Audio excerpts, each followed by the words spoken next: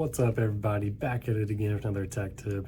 Today is going to be specific to my fellow Texas surveyors out there converting feet to varas or varas to feet, or so on and so forth. Hopefully this video helps out other states as well that have special units that they need to convert to. Without further ado, let's just hop right into it.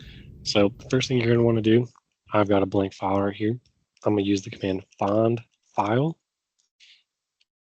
You're going to type in acad.unt.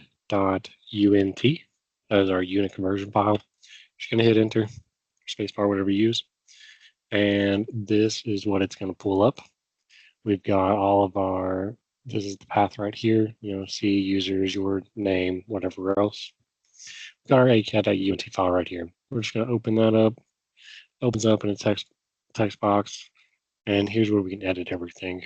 What you're going to look for is your length units. So your basic SI, derived SI, units of time, and units of length right here.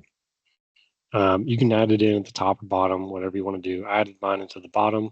So scroll down to the end of the length ones, and I added varas. I also added V. This is for this line, that's just how you type it into CAD. You got vara or varas. I just went ahead and made vara separate one. That way I could know it would work. Or V if you want to just hit V for it. And then the second line is your equation. So I just did equals a foot times the conversion from feet to varas. That's basically all it is. This is multiplication, standard multiplication. As you can see, if you wanted to do anything else, you could. You've got your rods and poles, points, picas, parsecs, meters, or I'm sorry, millimicrons, so on and so forth. You can do anything. There's even light years listed in here. So you can add anything you want. I'm adding varas, something we use a lot. So that's how that, just save it.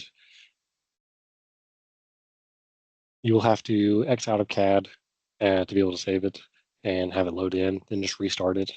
But once you restart it, you'll be able to use the var command. So how that works is I'm just going to go into my model space and I'm going to start just a line command. Just pick a point. I'm going to use my apostrophe BD for my line by bearing. And I'm just going to pick a random spot, just, northeast quadrant, specify bearing, I don't know, 20.3456.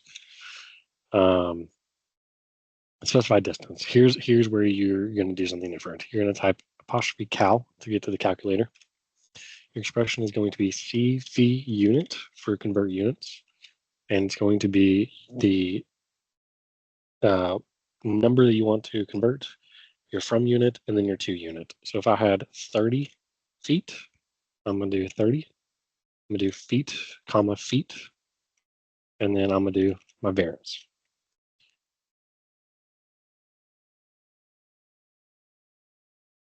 And that is how that works. It wasn't very long. I was zoomed out pretty far. If I do my properties, I can show you in that over. My length here is 10.8. I get my calculator, multiply that by, multiply that by 2.7778, and we got 30 feet. So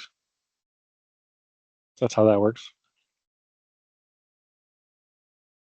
And again, you can do whatever you wanted to. If I wanted to do another one, if I want to do a polyline and just pick one there, I don't even have to do line by bearing. If I wanted to just do my cal, my CV unit 50, just call it 50, from feet to varas again, I can do that, and it just picks whatever bearing that I had kind of situated at. So if I did it right there, I could do it again, do my cal, and then my CV unit, let's call it 100, and this time we'll go from, let's call it yards to varas, and there we go. That's how that works. I hope this video was helpful for everybody. Be sure to subscribe to the channel for more content.